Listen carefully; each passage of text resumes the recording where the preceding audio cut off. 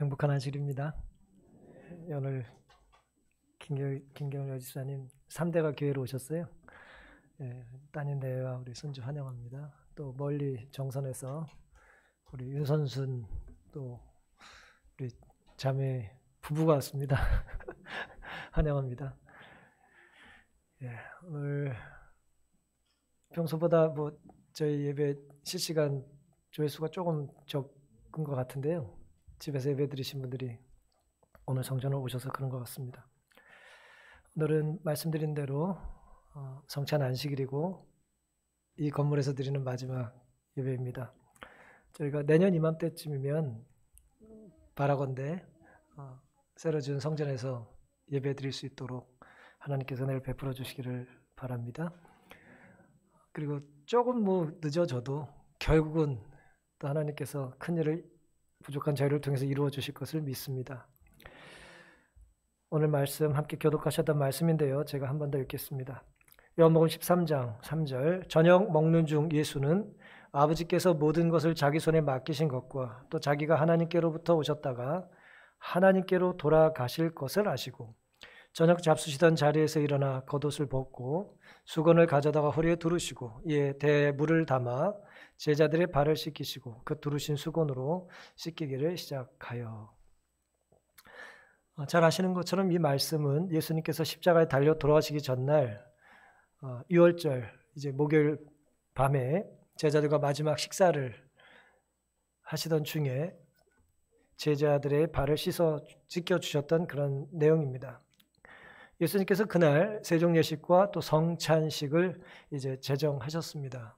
저희가 성만찬이라고 보통 부르는데 만자가 이제 저녁이란 뜻이기 때문에 저희가 낮에 하기 때문에 성만찬이라고 부르는 것은 이제 말에 맞지는 않죠. 저희가 성찬식을 거행하는데 예수님께서 그 성찬식을 통해서 우리에게 들려주시는 의미가 무엇인지를 오늘 다시 한번 또 복습하고 확인하고 또 말씀 통해서 은혜를 나누겠습니다. 예수님께서 우리에게 보여주신 가장 큰 모본은 이제 겸손의 모본입니다. 사람이 겸손하기가 쉽습니까? 어렵습니까? 매우 어렵습니다. 그리고 겸손하기 힘든 사람은 보통 좀 잘난 사람일까요? 못난 사람일까요? 뭐라고 대답하고 싶지 않으세요? 아무래도 좀 잘난 사람이 겸손하기가 좀 쉽겠죠. 있는 그대로 말해도 교만해 보이고 사실 그대로 말해도 또 오해받기 쉽고 요즘 흔히 말하는 이제 팩트를 나열해도 자랑질이 되지 않겠습니까?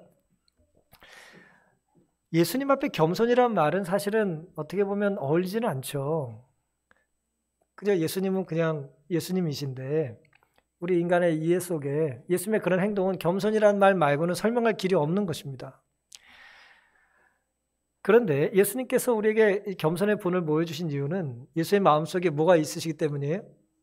사랑이 있으시기 때문에 그렇습니다.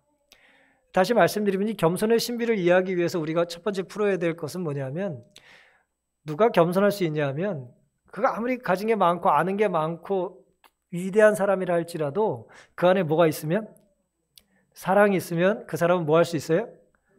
겸손할 수 있습니다. 다시 말씀드리면 사랑해야 뭐예요? 겸손합니다. 사랑할 때 보여지는 태도가 이제 겸손이기 때문에 그렇습니다. 사랑하는데 군림하고 사랑하는데 교만하면 아직 뭐한 게 아니에요? 온전히 사랑한 것은 아니죠. 겸손은 예수님의 태도에 의하면 적극적이고 구체적이고 직접적이고 끝까지 사랑의 마음을 유지하는 것이죠.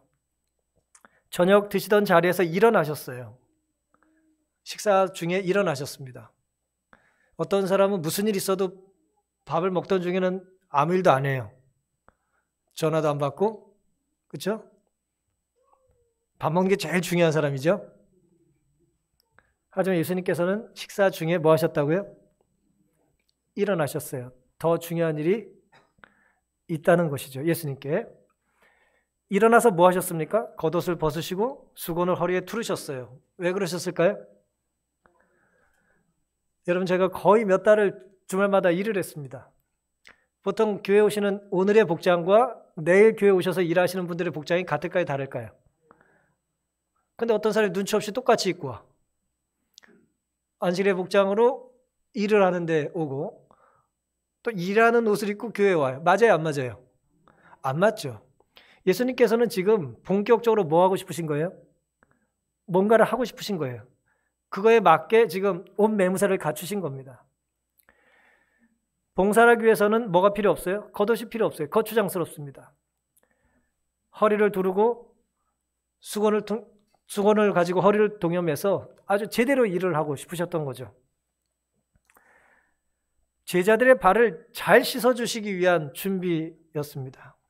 이것은 흉내만 내는 것이 아니죠. 보여주기 위한 것이 아닙니다. 남을 위해서 남에게 보여주려고 뭐 한 게 아니에요? 연출한 게 아니에요. 어떻게 이렇게 하는 게 사진 잘 나올까 그렇게 하신 게 아니에요. 이것이 정말 가장 중요한 일이라고 생각하시고 그렇게 행동하신 것입니다. 하지만 누군가의 발을 씻겨주는 일은 당시에 누가 하는 일이었습니까? 예, 종들이 하는 일이에요. 급을 좀 더 낮추면 노예들이 하는 일입니다. 여러 사람이 모여있을 때 가장 뭐한 사람이 해요?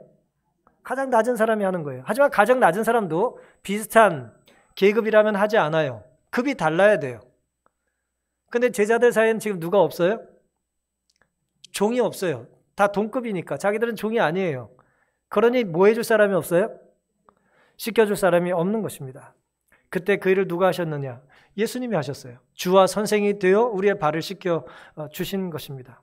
당시의 제자들은 서로 섬김을 받으려고 했고 누가 크냐고 서로 뭐하고 있었어요? 다투고 있었어요. 우리가 기억하는 위대한 영성이 충만한 제자들의 모습은 그 이후예요. 그 이전의 모습은 어떤 면에서 우리보다 못하는 면이 많이 있습니다. 어떻게 예수님 마지막 순간까지도 제자들은 뭐하고 있어요?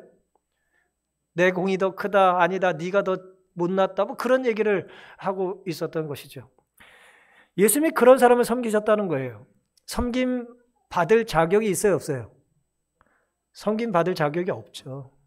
진짜 겸손은 뭐예요? 섬김 받을 자격이 없는 사람에게, 사랑받을 자격이 없는 사람에게 그 사랑과 은혜를 멈추지 않는 것입니다. 그 예수님이 우리에게 보여주신 겸손의 모본입니다. 요한복음 13장 3절에 제가 읽어드린 것처럼 아버지께서 모든 것을 자기 손에 맡기신 것과 또 자기가 하나님께로부터 오셨다가 돌아가실 것을 아셨다는 말씀이 있어요. 예수님이 곧 뭐 하실 거예요? 하늘에 가실 겁니다. 하늘로 올라가실 거예요. 그러면 하늘에 가실 예수님께서 내가 곧 아버지가 날 불러서 하늘에 가실 걸 아시는 분께서 제자들의 발을 씻기셨다는 것이 여기서 굉장히 중요한 요점입니다. 우리는 내일 일을 몰라요. 그래서 어떤 면에서 교만하기도 쉽지만 반대로 겸손한 연출을 할 수 있어요.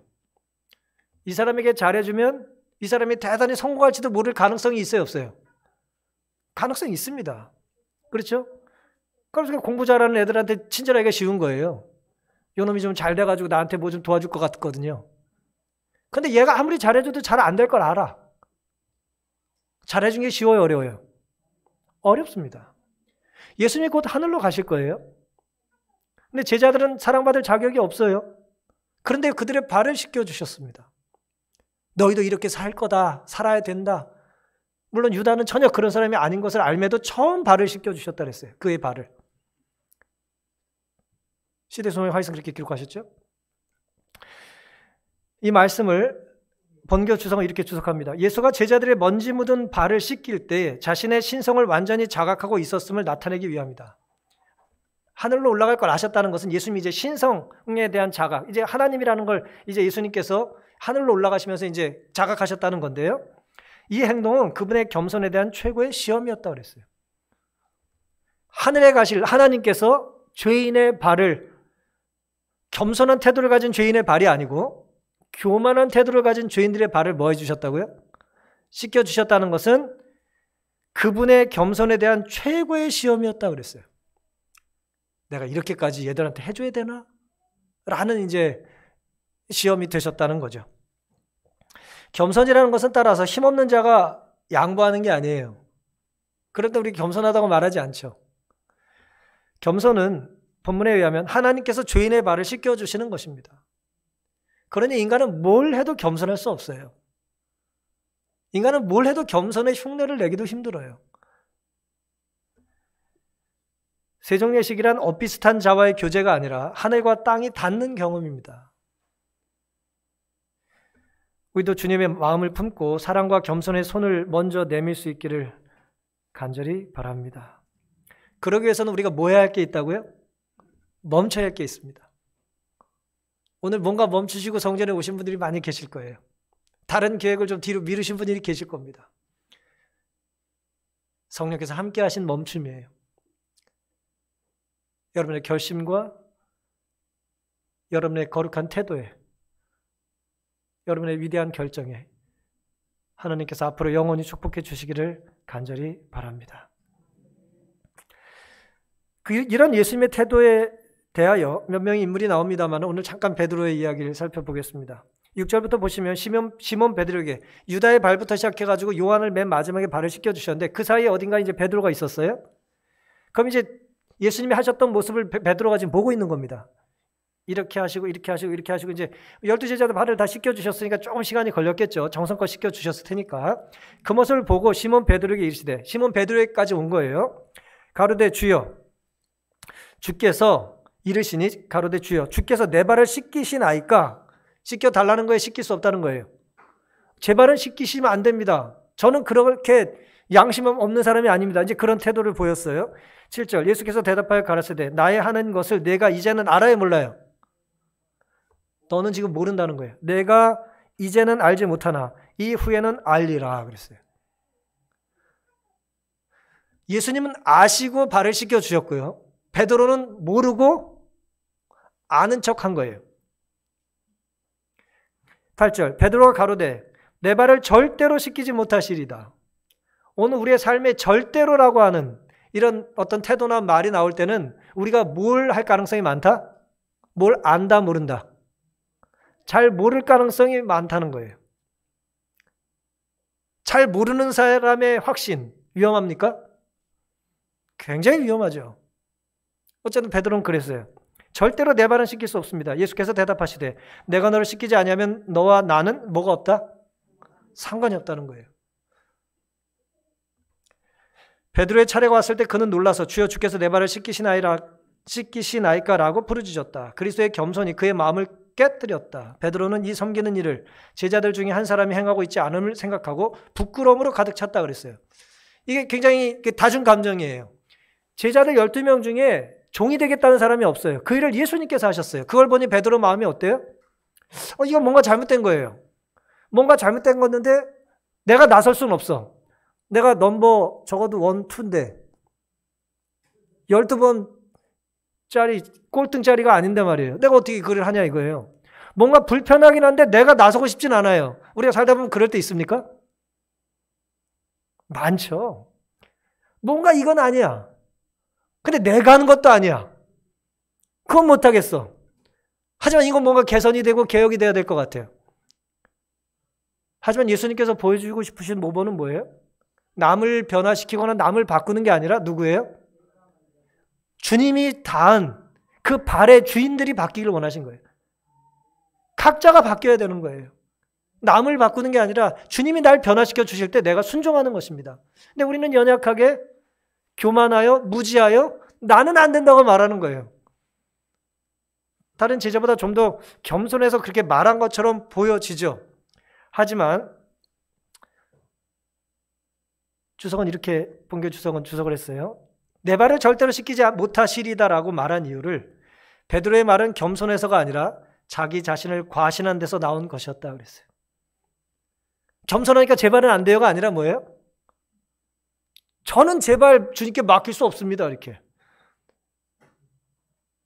뭔가 의미가 다른 거예요. 저까지 뭐 이렇게 힘들게 예수님을 해드릴 수는 없죠. 이렇게. 그런 것입니다. 베드로는 자기가 하나님의 아들로 믿는 주께서 종의 일을 행하시는 것을 참아볼 수 없었다. 그의 온 영혼이 이 굴복에 대해 분개했다. 그는 그리스도께서 이 일을 위해 오신 것을 뭐하지 못했다요? 뭐하지 못했다고요? 깨닫지 못했다고 했어요. 모르고 알지 못하니까 뭔가 소리를 내고 뭔가 확신을 가지고 이제 표현하지만 제대로 된 것이 없는 것입니다. 우리 역시 베드로처럼 잘 알지 못하면서 전부를 꿰뚫고 있는 듯 말할 때가 많지 않습니까? 그래서 주님은 내가 너를 씻기지 아니하면 내가 나와 상관이 없느니라고 말씀하신 것입니다. 우리가 주님의 자녀가 된 것은 우리가 주님을 끔찍하게 사랑하고 신실하게 섬겨서가 아니에요. 오히려 반대입니다. 주님께서 끔찍이 우리를 아끼시고 끝까지 우리를 포기하지 않으시기 때문입니다. 나와 관계가 끈끈한 누군가를 한번 생각해 보시기 바랍니다. 아무 노력 없이 그 관계가 유지가 될 수 있었을까요? 아무 노력 없이. 여러분, 천륜이라고 부모 자식은 관계가 끊어지지 않는데요. 자식 하듯이 부모한테 하면 자식이 부모한테 하듯 부모가 자식한테 하면 관계가 12번도 더 끊어져요. 노력 없이 유지되는 관계는 없습니다. 근데 그 노력을 너무나 일방적으로 오랫동안 받고 살았기 때문에 당연하게 느낀 거예요. 이건 끊을 수 없는 거라고 확신을 하는 것입니다. 경험적으로. 언제나 자녀 보기에 부모는 약자잖아요. 사랑을 믿는 것입니다. 경험적으로. 더 많이 사랑하는 사람이 언제나 약자예요. 더 보고 싶은 사람이 먼저 연락하는 거예요. 아실 게 없다고 하는 사람은 강한 사람이 아니라 사랑하는 사람이 없는 거예요. 우리는 언제나 사랑 앞에 아쉽습니다. 요한일서 4장 10절, 19절 사랑은 여기 있나니 우리가 하나님을 사랑한 것이 아니오 오직 하나님이 우리를 사랑하사 우리 죄를 위해 화목제로 그 아들을 보내셨느니라. 하나님 우리 사랑하신 거예요. 우리가 사랑하면 그가 먼저 우리를 사랑하셨습니다. 믿으십니까? 주께서 우리의 정결을 위해 일하시도록 허락하는 일은 주님을 굴욕적으로 만든 일이 아니다. 우리의 유익을 위해 준비된 것은 무엇이든 감사한 마음으로 받아들이고 그리스도를 위해 열심히 봉사하는 것이 가장 진정한 겸손이다. 내가 너를 씻기지 아니하면 내가 나와 상관이 없느니라는 말씀을 듣고 베드로는 그의 교만과 고집을 버렸다. 굉장히 중요한 말씀을 하셨죠. 겸손이 뭐라고요? 겸손이 뭐라고요? 나를 위해 하신 예수님의 선물과 준비와 다가오심을 뭐 하는 거예요? 감사하는 거예요. 겸손은 뭐다? 감사하는 거예요. 받아들이는 거예요. 그 다음에 받아들인 상태에서 우리에게 맡기신 일을 뭐 하는 거예요? 최선을 다해 하는 거예요. 그게 겸손이라는 거예요. 내 생각을 고집하는 게 아니라 주님이 주시면 받고 주님이 하라면 하는 거예요. 그게 겸손이라는 거예요. 베드로는 따라서 이후에 그가 하는 모든 일은 누가 하라고 해서 한 거예요? 주님이 하라고 해서 한 거예요. 그러니 주님이 하라고 해서 했으니 베드로의 삶의 열매가 당연히 이전과는 달라질 수밖에 없었겠죠. 주님은 죄에 물든 우리를 씻어주시기 위해서 오셨습니다. 그런데 놀랍게도 주님은 우리의 발을 억지로 잡아가지 않으세요. 네 발 내놔 하시지 않았어요. 내가 너를 씻겨도 되겠니? 라고 물으십니다. 내가 네 발을 씻을 수 있는 기회를 나에게 주겠니? 라고 말씀하시는 거예요. 그때 누군가 발을 내밀면 예수님은 뭐 하세요? 그 더러운 발을 씻겨주시는 거예요. 하나님께서 죄인의 발을 씻겨주신 겁니다. 예수님의 사랑이 짝사랑이 되지 않으려면 우리는 하나님의 그 일을 뭐 해야 된다고요? 감사하며 받아들여야 되는 것입니다. 근데 놀랍게도 이걸 모르고도 할 수 있어요. 아직 제자들이 다 깨닫지 못했잖아요. 그렇죠? 우리가 다 깨닫고 경험하는 게 아니고요. 부족하지만 때로 착각하고 교만하지만 그저 하라는 것을 하면 그 이후에 깨닫게 되는 일이 얼마나 많은지 몰라요. 제자들의 삶이 그렇게 해서 교만해서 겸손으로 변했듯이 오늘 우리의 삶도 진정한 겸손이 우리의 삶의 열매가 될 수 있기를 간절히 바랍니다. 남아프리카 공화국의 성공의 대주교로 오랫동안 이제 부름받아 봉사했던 데스몬드 투투라고 하는 분이 있죠. 이분입니다. 남아공의 유명한 분이 예를 들어 우리 뇌리에 딱 이제 새겨진 분이 두 분 있잖아요. 이제 데스몬드 투투 그리고 넬슨 만델라입니다. 만델라라고 하는 분 나중에 이제 대통령이 되고 이분은 그 남아공의 이제 종교 지도자로 이제 살았다가 노벨상을 이제 받게 되는 분인데요. 이분의 이제 용서 없이 미련 없다라고 하는 이 책에는 이런 말로 그의 기억을 이렇게 회고하고 있습니다. 1944년 4월 27일. 무슨 날인지 기억나세요? 1944년 4월 27일. 저는 계산해 보니까 군대 상병 3호봉이었습니다. 1944년 4월 27일이 남아공 사람에겐 굉장히 큰 날이었어요. 매우 중요한 날이었습니다. 우리는 이 날을 너무나 오랫동안 기다렸다. 아파르헤이트, 흑인들 차별했던 정책이요. 그것에 맞서 모든 투쟁이 바로 이 날을 위한 것이었다. 수많은 우리 국민이 최루탄을 맞고 경찰견에 끌리고 물리고 채찍과 몽둥이를 얻어맞은 것도, 그보다 더 많은 사람들이 감금, 고문, 추방을 당한 것도, 투옥되거나 사형 선고를 받은 것도, 망명생활을 해야 했던 것도 모두 이 날을 맞이하기 위해서였다. 도대체 이 날이 무슨 날이었습니까? 넬슨 만델라가 27년이나 감옥에 살았어요. 섬에서. 루벤섬이라는 데서. 바로 이 날을 위해서 그런 거예요. 도대체 이 날 무슨 일이 있었습니까?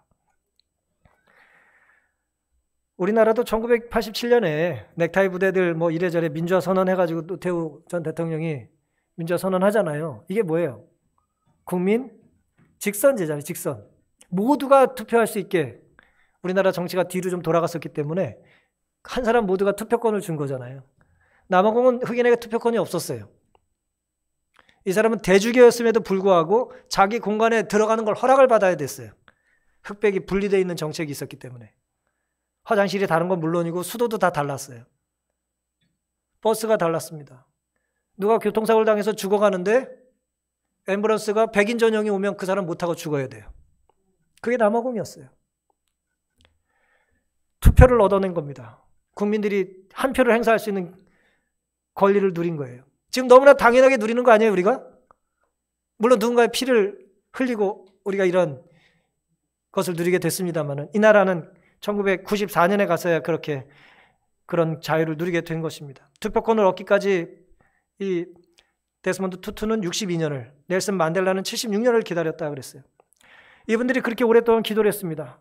하나님, 이곳이 하나님의 세계이고 하나님이 다스리신다는 것을 여전히 다스리고 계심을 알게 해달라고 설교를 했다고 그랬어요.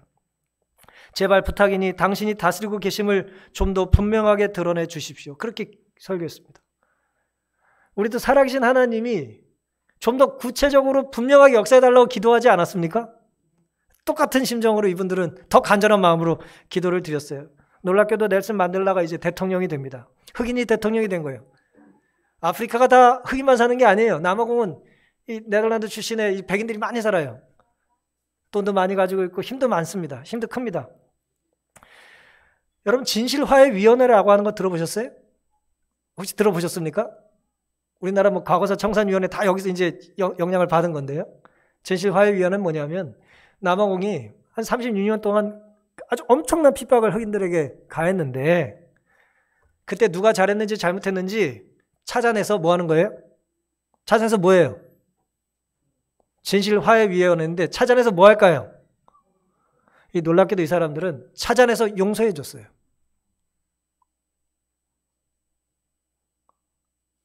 이건 매우 이상한 일이 있었던 것이에요. 반감을 가진 사람들이 있었을까요? 없었을까요? 당연히 수많은 사람이 반감을 가졌죠. 우리가 어떤 희생을 당하고 어떤 죽음을 맞았는데 저 사람들을 용서해 주냐 말이에요. 근데 놀랍게도 진실화해위원회는 만델라 대통령이 되자마자 2년 되기 전에 이제 만들어졌고 이 데스몬드 투투가 이제 위원장이 되거든요. 근데 어떻게 이런 황당한 결정을 내릴 수 있었냐라는 거예요. 어떻게 죄진 사람을 용서해 주냐 이거예요.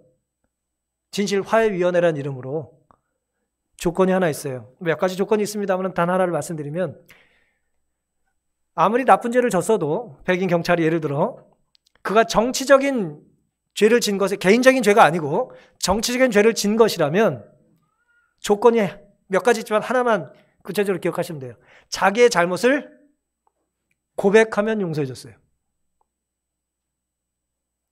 근데 어떤 불만이 있어요? 고백했다고 용서해주면 어떻게 해요? 진짜 지가 잘못했다고 느끼는지 안 느끼는지에 대한 확인을 할 길도 없고 그래도 적어도 한 달 정도는 감옥을 보내야 되는 거 아니에요? 근데 놀랍게도 이 나라는 진실화해위원회에서 고백한 모든 정치적인 죄를 조건 없이 용서해 줬어요. 이것에 대해 제가 옳다 그르다를 지금 말씀드리려고 하는 것이 아니에요. 어쨌든 이분의 주장은 이겁니다.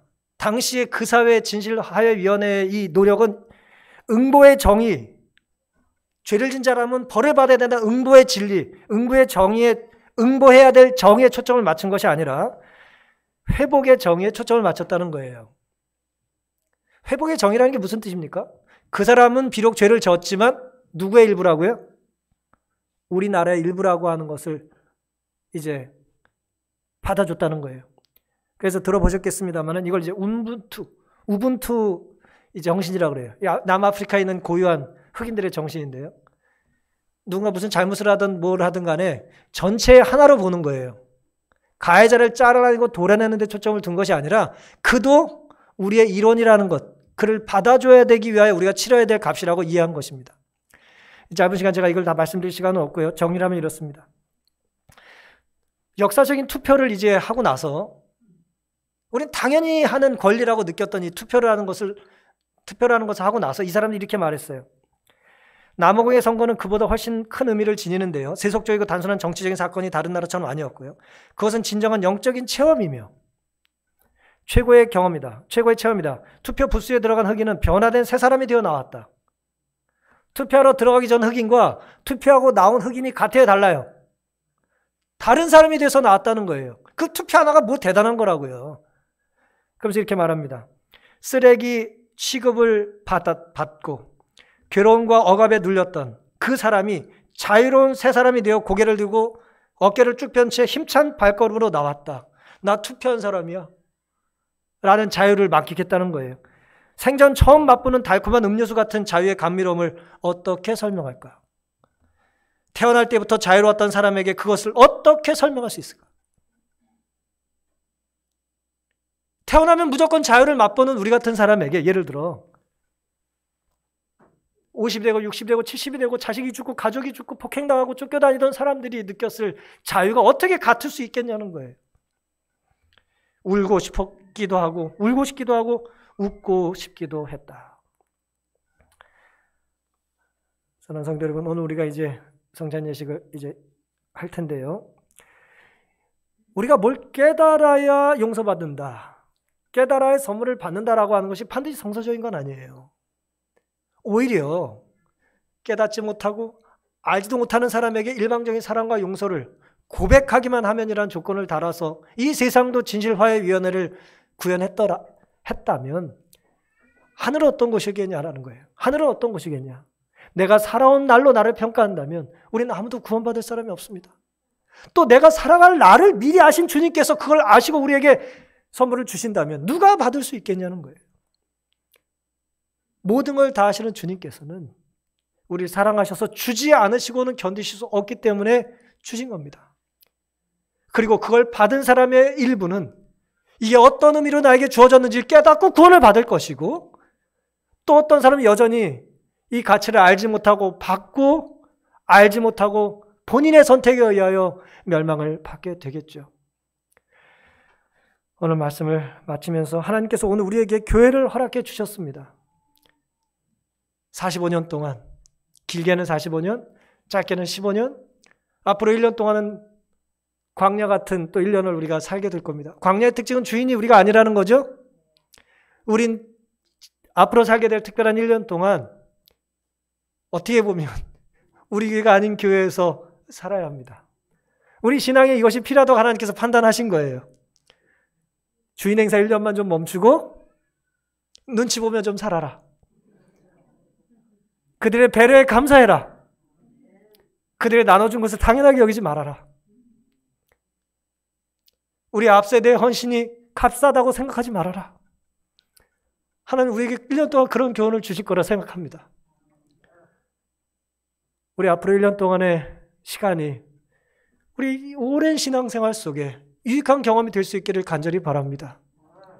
그리고 또 1년 뒤에 우리가 또 성전을 짓고 누군가 또 다른 손님 같은 사람들이 우리가 올 때에 우리의 1년 동안의 서러움을 기억하고 이스라엘 백성들이 광야에서 혹은 애굽에서 자유롭지 못하게 살았던 것들 그들이 기억하고 반성하고 이방인들에게 선을 대하라고 말씀하셨듯이 우리도 그럴 수 있기를 간절히 바랍니다.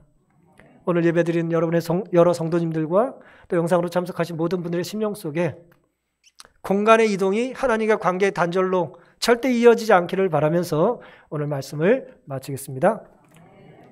제가 잠시 기도드리겠습니다.